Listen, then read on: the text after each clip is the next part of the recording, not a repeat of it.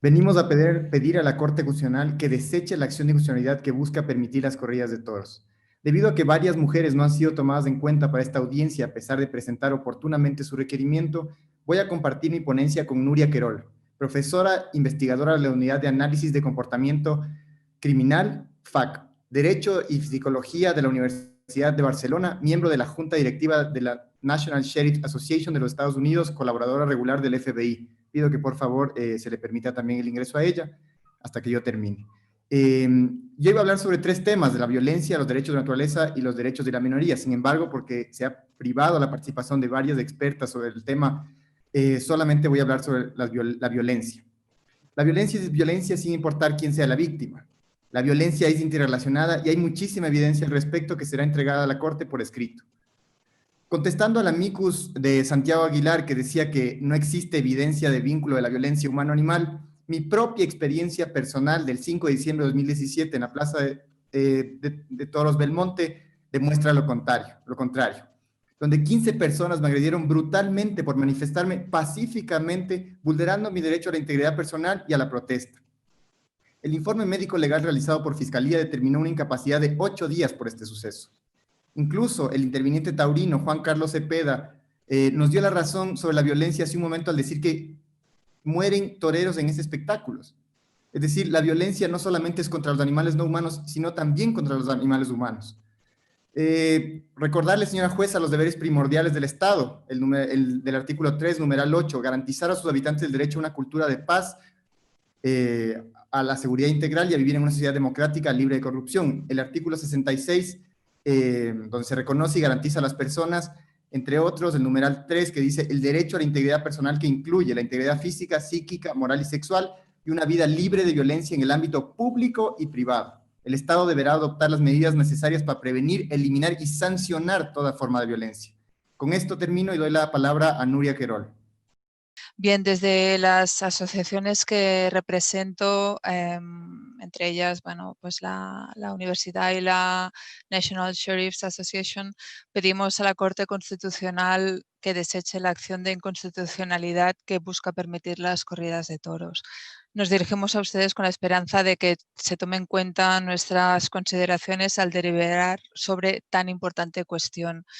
Numerosos colectivos científicos y de expertos en seguridad estamos realmente preocupados por la banalización que tiene el maltrato hacia los animales en general y por los efectos que tiene también la violencia en el conjunto de la sociedad.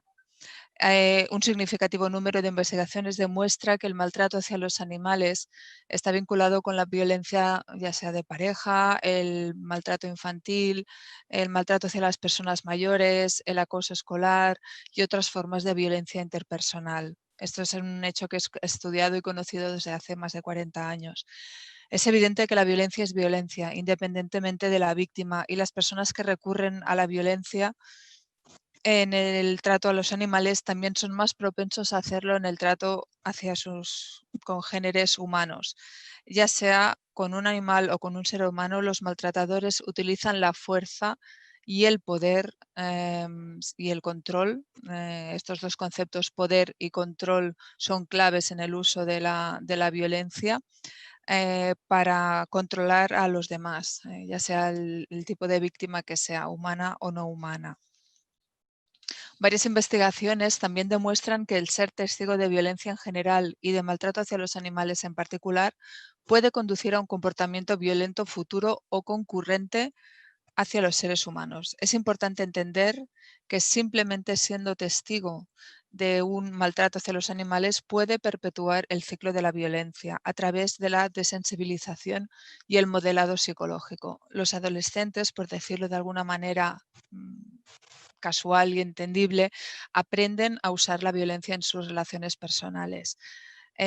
Respecto al comentario que ha hecho el señor Aguilar sobre el estudio encargado por el defensor del menor, Javier Urra, bien, yo imagino que solo ha leído parte de las conclusiones, pero realmente si alguien toma la molestia de leer por completo el estudio, que en realidad es un conjunto de diferentes investigaciones, no dice en las conclusiones de cada uno de los estudios que no haya efectos negativos en cómo viven los menores el visionado de las corridas de toros. Al contrario, hay niños que lo viven muy mal y que además el hecho de que se dañe a los animales e incluso se los mate, lo viven muy mal, lo viven como algo que les genera mucha ansiedad y les da mucha tristeza. Es decir, que recomiendo siempre, por favor, a cualquier persona que cite algo de bibliografía científica, que no solo vaya a la conclusión, que en el caso del doctor Echeburúa es que los niños no presentan trastorno por estrés postraumático, sino que se lea el completo del documento, donde allí sí que vamos a encontrar pormenorizados todos los síntomas que presentan los niños. Bien, solo quería hacer esta aclaración. Aunque no todas las personas que maltratan a los animales son violentas. Doctora Querol, le habíamos Dígame. concedido un minuto adicional. Por favor, si puede expresar su idea final. Sí, por supuesto. Bueno, pues en conclusión, a la luz establecida entre la violencia hacia los animales y la violencia hacia los seres humanos, nos unimos como expertos en violencia y seguridad a la iniciativa de abolir la tauromaquia, de que no se permita las corridas de toros y por lo tanto de que en Ecuador se siga